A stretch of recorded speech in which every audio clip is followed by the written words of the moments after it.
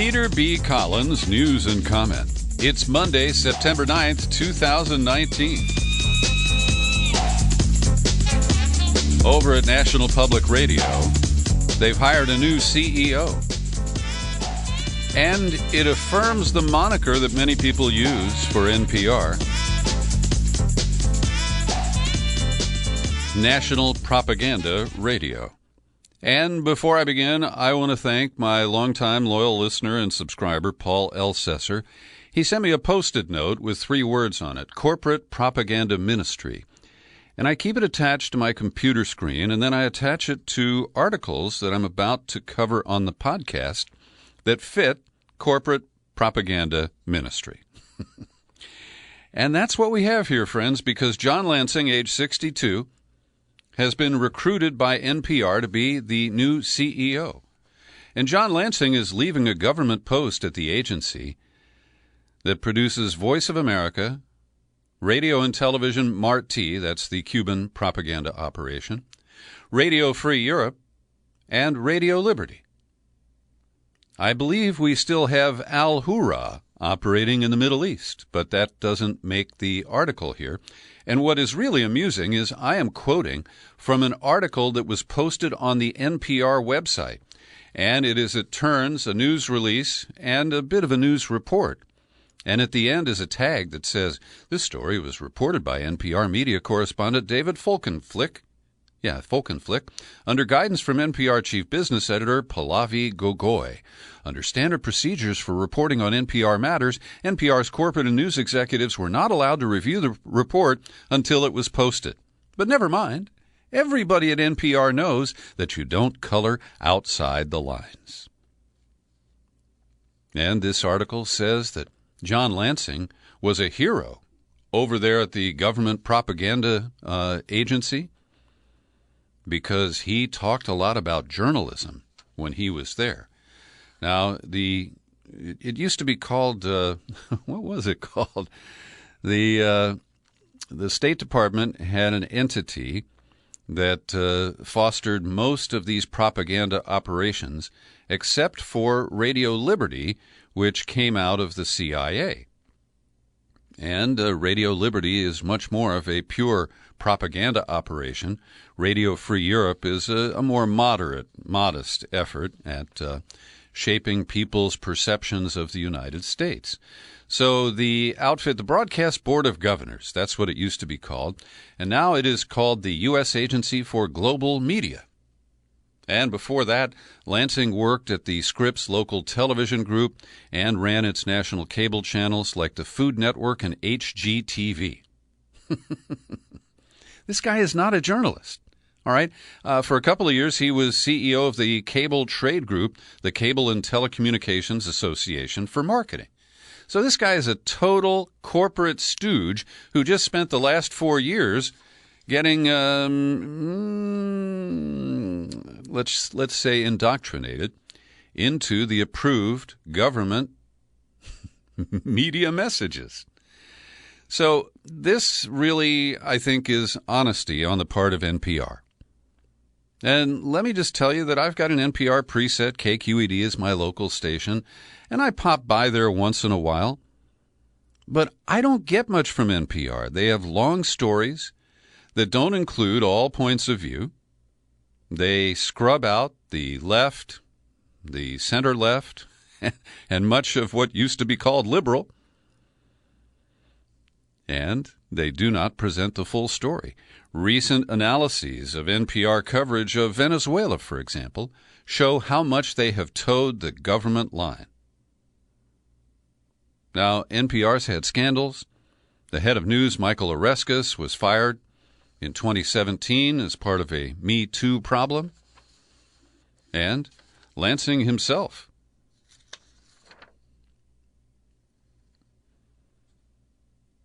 is dinged because over there at the government media operation, he promoted a guy who has now pleaded guilty to defrauding the U.S. Agency for Global Media out of more than $40,000 in government funds. So this guy is a pure corporate player. He will make sure that NPR doesn't stray into investigative reporting, doesn't challenge the masters who this guy has been reporting to. And I want to note that last week it really floored me. I was watching Rachel Maddow on MSNBC, and I was saying, wow, Rachel is taking a break from Russiagate, and she's covering Ukraine. Only quickly became apparent that her coverage of Ukraine was in order to connect Paul Manafort with Greg Craig, whose trial is underway in Washington. And along the way, she put the logos of Radio Free Europe and Radio Liberty up on the screen as she cited them as a credible source of information about Ukraine. There wasn't even a passing reference to, well, this is from our government, so, caveat emptor or whatever other warning you might give somebody. Nope. And to me, it cements the transition. This is not sexual transition, okay? The transition of Rachel Maddow from her Air America days as a critic of the government, a critic of our war policies, and a critic of the propaganda that led us to the war in Iraq. And now, with her, $6 or $7 million a year salary, and while her ratings have slumped since the Russiagate gas came out, she's still the top-rated program on that network and their biggest star. And she has traded access for her credibility. Oh, and before he leaves the media outlet, John Lansing, I haven't memorized this, Agency for Global Media. One more thing he's doing, he is relaunching Radio Free Europe, aimed at the nation of Hungary. Now, this is very interesting, and this could actually show a little bit of courage on Mr. Lansing's part. Because Donnie Trump is buddy-buddy with Viktor Orban, the hardline right-wing nationalist who's currently running the government in Budapest. And they shut down Radio Free Europe for Hungary back in 1993 when the Cold War was considered over. And Lansing is proposing, and Congress is apparently ready to approve, a budget addition to resume propaganda operations aimed at Hungary. Now, the next couple of articles are part of a package, so if you're busy and you're going to pause this podcast, either pause it now or pause it in about 3 or 4 minutes, okay? You'll understand why in a moment. The first item here is news presented by the Washington Post from the White House, dateline September 9th. The Trump administration is considering a controversial proposal to study whether mass shootings could be prevented by monitoring mentally ill people for small changes that might foretell violence. Bob Wright, the former chairman of NBC, a longtime pal of Trump's, remember NBC is where The Apprentice show played, and Bob Wright was central to recruiting Donald Trump for that show. They made bundles of money together on that trashy reality program. So Bob Wright is working with Crown Princess Ivanka on a proposal to create a new research agency modeled on DARPA but called HARPA. And the gloss over it is that this is about health, right? We're monitoring people's health. So Wright has put together a 3-page proposal called Safe Home. It's a lengthy acronym, stopping aberrant fatal events by helping overcome mental extremes. Now, this, of course, is a dodge to any kind of meaningful gun control. And we're going to go Minority Report. I'm sure you saw that movie starring Tom Cruise. Spielberg produced it. And I've never seen it, but there's an AMC TV show, which is called Minority Report. And it's based on a short story about people who develop technology to prevent crime by identifying criminal intent before the action occurs. Yeah, I thought it was an okay movie, but, it troubled me because of the meme that it presents. And so the Washington Post cites Marissa Randazzo, former chief research psychologist for the U.S. Secret Service. And she says that beyond the civil liberty concerns about monitoring people through their gadgets, like monitoring their fitness wristband or checking their social media posts, and this gets so frickin' Orwellian. But Randazzo, who I don't consider to be an advocate for my civil liberties, says there is the problem of false positives. Even if the technology could be developed, it would likely flag tens, hundreds of thousands, possibly more suspects than actual shooters. How would you sort through them? How would you know you were right, given the difficulty of proving something that hasn't happened yet? And most concerning, she said, is that it's based on the flawed premise that mental illness is directly linked to mass shootings. Studies show that only 25% or less of mass shooters have diagnosed mental illness. Other factors contribute much more: a sense of grievance, desire for infamy, copycat of other shooters, domestic violence, narcissism, access to firearms. So this is a very dangerous set of ideas. And Whitney Webb pulls the curtain back on this, and in her latest installment, she calls this a spin-off from her 4-part series about Jeffrey Epstein. And this is really substantial reporting. I give Mint Press News and Whitney Webb a whole lot of credit because she ties Jeffrey Epstein and what she calls his network to Ehud Barak, former Prime Minister of Israel, and a startup that Barak and Epstein both invested in, and Ehud Barak is the CEO.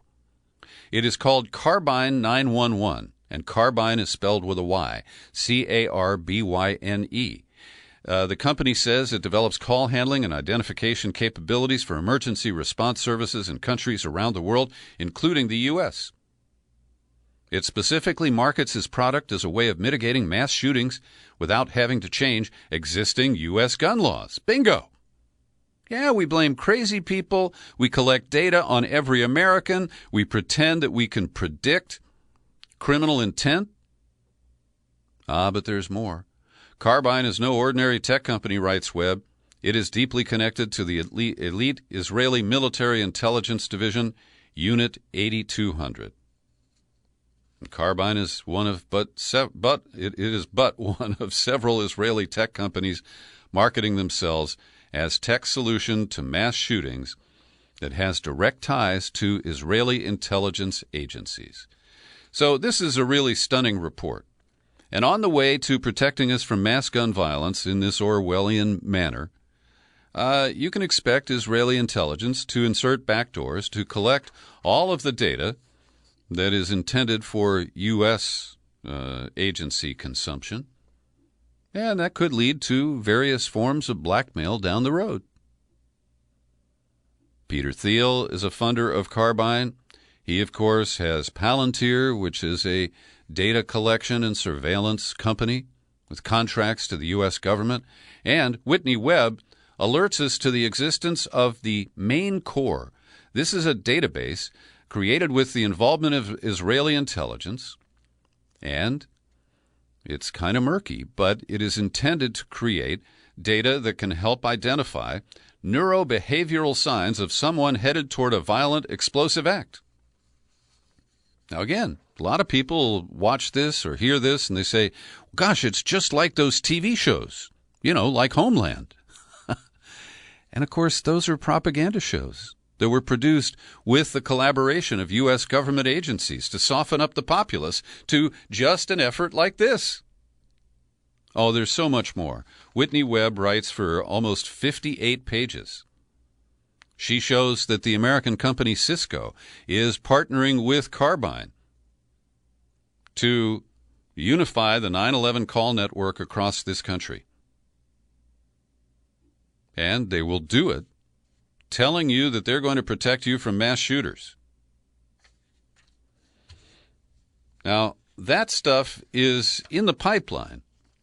It is, at least as of today, hypothetical, speculative, not yet fleshed out. But here comes the FBI, active, fleshed out counterintelligence operation right here in the United States. And the Phoenix office has written a memo. Anarchist extremists very likely increasing targeting of U.S. government entities in Arizona, increasing risk of armed conflict.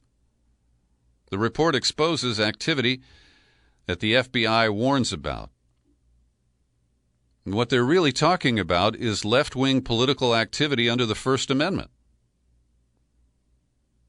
Now, the report uses the term AE, anarchist extremist, because, quote, they view U.S. immigration policies and procedures for handling illegal immigrants as violations of human rights and supporting government facilities and personnel as symbols of U.S. tyranny. Now, even though the memo itself acknowledges that these people are nonviolent, they do not use firearms or carry loaded weapons, they are described as anarchists. Now, their real offense is that they oppose the Trump administration's draconian practices and policies related to the border. And here's the further alarming part. Adam Schiff, the Russiagate guy who runs the Intelligence Committee in the House, a Democrat from Burbank, he introduced legislation to create a federal law barring support for individuals or groups labeled domestic terrorists. Now, he suggests that this is aimed at right-wing mass shooters, but it also can enable the criminalization of free speech and association, particularly on the left. There's an excellent report with a little bit of hot rhetoric published by the World Socialist website. I've linked to it for your perusal. It's in the show file for today's podcast at peterbcollins.com. Now, this is the final story, and after this you can pause the podcast if you need to, okay? But I'm releasing an interview today that I recorded for local television last week. And you'll be able to hear the audio in my podcast, or you can click on the link in the show file and watch it as a video. I interviewed Libby Kelly. She has been studying EMF, electromagnetic fields, for more than 25 years. She's a solid and credible expert. She is the executive director of the EMF Safety Alliance and the EMF Scientist Appeal, which is urging the UN to investigate 5G before it is rolled out. 5G will enable the Internet of Things, these very tracking devices that are referenced in the collection of data for the pre-crime programs facilitated with the help of Israeli intelligence. This is pretty amazing. The New York Times has a partnership with Verizon to promote the rollout of 5G. They're not going to be critically covering it, and I discussed that with Libby Kelly in this interview. Here's an excerpt from my conversation where she talks about the recent independent study of cell phone radiation by the Chicago Tribune. Well, as I understand it, this reporter had been working on this for almost a year. He hired an independent laboratory in San Marcos, California, who regularly does measurements and tests cell phone radiation patterns for the industry. And he hired one of those companies that is in the business of doing that. So they were very reputable and independent, and he paid them to test those phones. Mm-hmm. And the readings that he got, the first round of readings, they were challenged. He did it again, maybe he did it a third time, but he ended up producing a report that showed that these emissions, on average, from those phones exceeded the FCC's radio frequency human exposure standards for people by 2 or 3 times at a minimum. Yeah.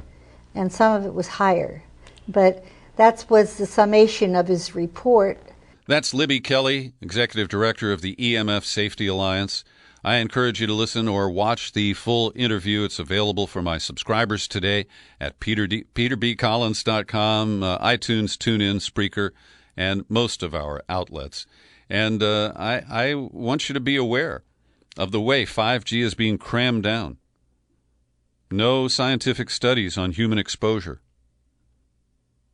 We know that they fudged the tests on 4G to make it appear that these phones don't pump out as much radiation as they do. And it's not quite as sinister as the VW smog tests where, the cars were programmed to cough up different data when the smog check was being conducted. But I would argue, particularly for people with high sensitivities, that 5Gs, 100-millimeter waves can produce some real adverse health effects, more than just faking a smog test. Every day I pause for a second to thank the people who support my work at the Peter B. Collins Podcast with your subscriptions. I mentioned Paul Elsesser, also John Zwiebel. They hit me every month on the first of the month with a check in the mail. You can do it too. Also, I want to thank Abby McMillan and Susan Lewis. They each kick in $20 or $10 a month to support my work. And I invite you to sign up too. All you got to do is visit peterbcollins.com. There's a menu button no matter what device you use. You click on that, and then click on Become a Subscriber. You hit the sign-up page, and you can choose a level of support that's comfortable for you. Also, if you're allergic to PayPal, like Elsesser and Zwiebel, you can send me a check as well, or even folding money. It doesn't matter. My address is Box 150, 660, San Rafael, California, 94915. Now, the next couple of stories are related too. First up, 4 different states, Arizona, Nevada, South Carolina, and Kansas, are scrapping their Republican presidential primaries by vote of the state party leaders at the behest of Trump. Now, one of the people that has a negative impact on is Mark Sanford. He's back in Congress. He was once the governor of South Carolina.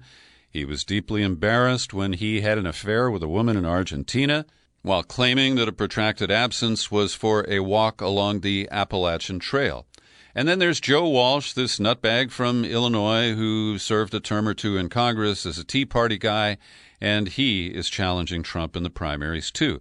I mean, did they get these guys from a clown college somewhere?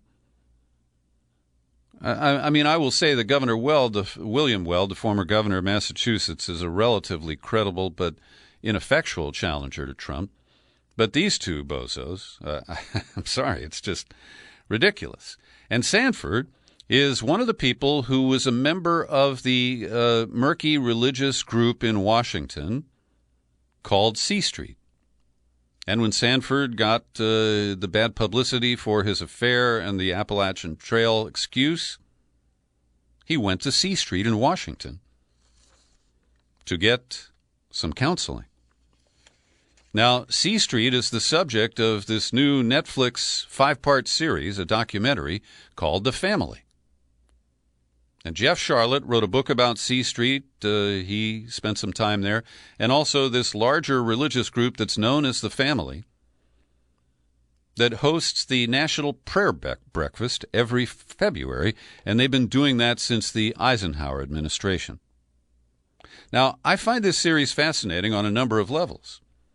It helped me understand the connection between C Street and the National Prayer Breakfast and that organization, which is intentionally invisible. And they talk about that repeatedly. But I was deeply troubled by the way they play Maria Butina. She's the red-headed alleged Russian spy who James Bamford established is not a spy. That's bullshit. But this Alex Gibney-produced movie, or film series, whatever you want to call it, plays her up as if she had penetrated the National Prayer Breakfast and turned it into an arm of the Russian government. And they go to great lengths to implicate Alexander Torshin, who is a mentor, or you could call the spy master of Maria Butina, if you believe that angle. But they devote one episode almost entirely to Butina, and then they reprise using footage of her shooting a gun. Now, the bottom line here is that while they expose this secretive organization, they don't establish or even accuse them of doing anything really wrong. You know, like trying to get prayer in public schools or violate the Constitution in some way.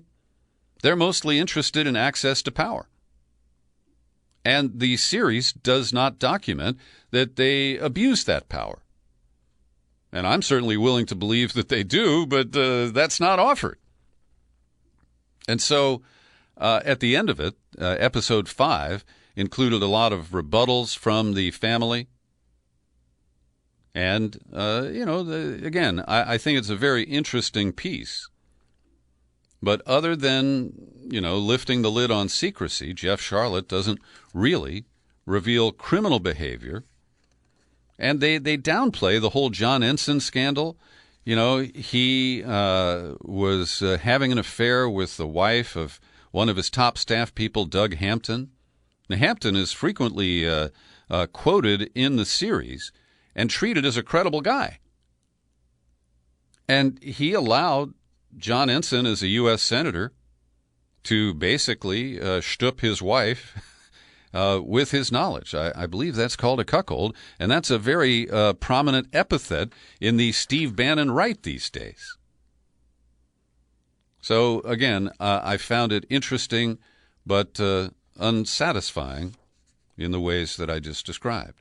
And I've also linked to a lengthy piece published at Politico today under the byline of Brandon Ambrosino, who reveals that he attended Liberty University and has been given great access over the years to Jerry Falwell Jr. and others. But in this, he turns on Falwell and exposes him as a creepy, self-dealing businessman who is more interested in building a real estate empire than expanding Liberty University. Now, he shows how Liberty's budget has jumped from under $300 million in 2009 when Falwell Sr. died and Jerry Jr. took over. And they're claiming that the assets amount to $3 billion today. And what emerges is a fear-based system, a cult centered around Jerry Falwell Jr. And while he's not accused of cheating, he and his wife apparently have taken racy photos. They hired Michael Cohen at one point to scrub those from the internet. He is accused of graphically discussing his sex life and his junk with employees. No one at Liberty University, except for a few law professors, enjoys tenure, and so everybody is afraid of Jerry Jr. It's a very interesting piece, and I think it exposes the corruption of Christian leaders in this country and their corrupt bargain with Donald Trump. That's another positive aspect of the Family miniseries on Netflix. So we didn't know about the secret plan for a meeting with Taliban leaders at Camp David. And I want to go on record as saying that I support Trump's efforts at diplomacy and his efforts to end the war in Afghanistan. It's about frickin' time. But because he wants to be the star and he wants a Nobel Prize because Obama got one, he called off the secret meeting on Saturday night. And his blame of a suicide bomb attack that killed an American in Afghanistan last week is pretty sketchy, pretty bogus. It appears that one of the problems is that the Taliban would not agree to meet with the Afghan leader who we support, whose name is Ghani, Ashraf Ghani. Ghani was going to make a secret meeting at Camp David, but if that had occurred, it's likely the Taliban would have bolted. And this is where Trump doesn't understand the details. He hasn't bothered to do any homework. John Bolton was against the idea of a truce or a peace deal. He wants to keep that war going. And I think that's more likely the reason that the events were canceled than the suicide bombing by the Taliban last week. I'm going to go a little long today. It's Monday, and there's just too much to report, so indulge me and feel free to pause it and come back and listen later if that's what you need to do. CNN has a blockbuster report today that fans the embers of Russiagate, once again using entirely anonymous sources. And what they tell us is that in 2017, the U.S. successfully extracted a mole from the Kremlin, a spy who'd been placed in some of the most sensitive areas of the Russian government. We are told by CNN that this resulted from discomfort in the intelligence community after Trump met in May of 2017 with Sergei Lavrov and some other Russians and told them some intelligence about ISIS in Syria that had been provided by Israel. Now, my knowledge of that is that that information had already been declassified, but CNN blows right past that, and they claim that the secret operation was triggered by media speculation about the existence of such a covert source. Now, this, this speculation was a direct result of Russiagate and that flimsy CIA analysis that was released in early January of 2017. And CNN says they can't find anything about that, but that's the way I remember it. And so, without giving us detail on, who this person was and how they were extracted and where they are today, we get more speculative reporting from CNN. Bibi Netanyahu faces the voters again next Tuesday, a week from tomorrow. And he apparently is afraid that his personal indictments, his lack of popularity, his scrambling and inability to form a government after he, rigged the last election. Well, now he's claiming that he may be a victim of election fraud. And this, of course, is inoculation in case he loses. And he's also repeating his race baiting that he used 4 years ago on the eve of his re-election then, where he points a finger at Arab citizens of Israel and tells the Jewish citizens of Israel that those Arabs are voting in large numbers. And now he wants to put up cameras at voting stations where Arab Israelis vote. It's a racist ploy that Trump could have put him up to. I don't have any evidence of that, but it could be. Want to recommend that, first of all, Consortium News, our friends Joe Laria and the gang, their website was down for 5 days last week. They suspected nefarious deeds, but it turned out to not be the case, and they got it back online on Friday just before CN Live. And I want to invite you to read Pepe Escobar's backstory of his important interview with former Brazilian President Lula da Silva. It's a fascinating look, and there's a great picture of Pepe embracing Lula when he first saw him in the prison. And Pepe discloses that while he was in Brazil, he went to Brasilia and also had a private dinner with the woman who was impeached, Dilma Rousseff. And while she is pretty polite in her language, she suggests that Obama and the U.S. Justice Department helped gin up the car wash scandal that led to her impeachment, even though she was fingered for other alleged crimes, moving budget monies around. And it stinks in Brazil. You can see a clear case that both Rousseff and Lula were victims of a plot that likely involved the United States. The guy who famously calls order, order, we love to mimic him in the Parliament's House of Commons, John Bercow, or does he say Bercow? I don't know. He is stepping down. He's had enough, and he's leaving on the day that Boris says Brexit will kick in. Trump now has amnesia over the reports that the Pentagon has diverted planes to refuel in Scotland and cruise to overnight at a Trump resort.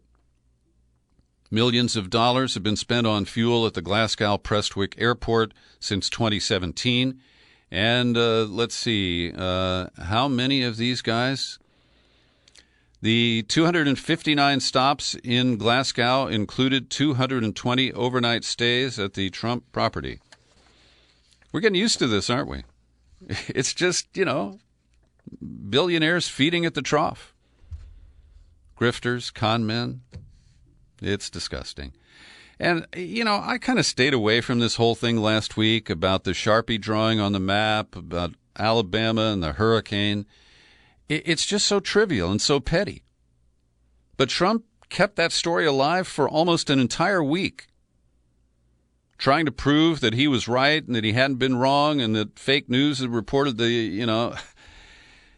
Well, we're glad to see that some of the top dogs at the National Weather Service and its parent agency, NOAA, National Oceanic and Atmospheric Administration, they're not punching back directly on Trump, but they are praising their nonpartisan weather forecasters for sticking to the facts. And without angering the president, they're trying to underscore that the public should get accurate information.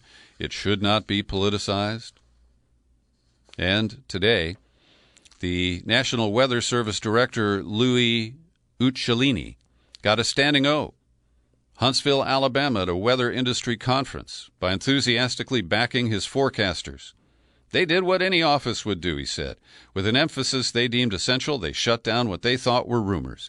They quickly acted to reassure their partners, the media and the public, with strong language. There was no threat.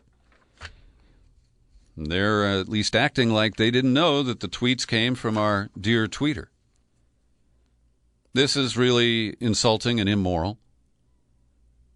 An estimated 100 or more refugees from Hurricane Dorian in the Bahamas were on board a ferry headed for Florida when they were kicked off the boat because they were told the ferry company had not obtained prior approval for passengers on board the ship who didn't have visas. Yeah, it's a life or death situation, but make sure the paperwork is correct. In Ohio, the Buckeye State where I was born, they're doing it again. Republican officials are caging and purging voters. And lawsuits have been filed to try to stop it and to force them to review past purges.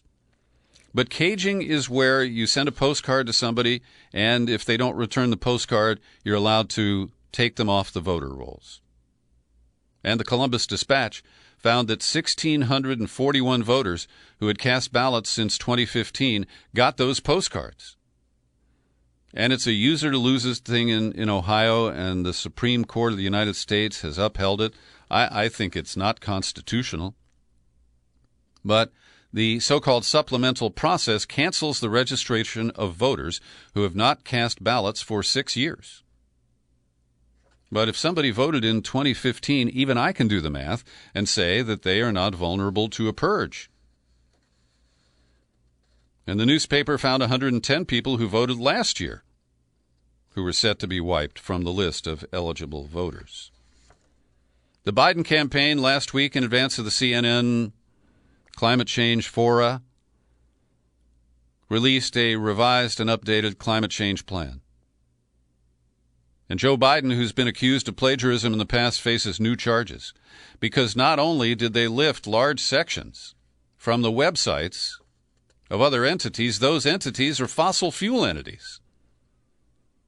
Now, the campaign said citations were inadvertently left out of the final version, and as soon as we were made aware of it, we updated to include the proper citations. Well, citations also include references to the Political Action Committee for Biden called American Possibilities, which includes lobbyist John Breaux, the former Democratic senator from Louisiana, who is called the Senator for Oil and Gas, and Todd Webster,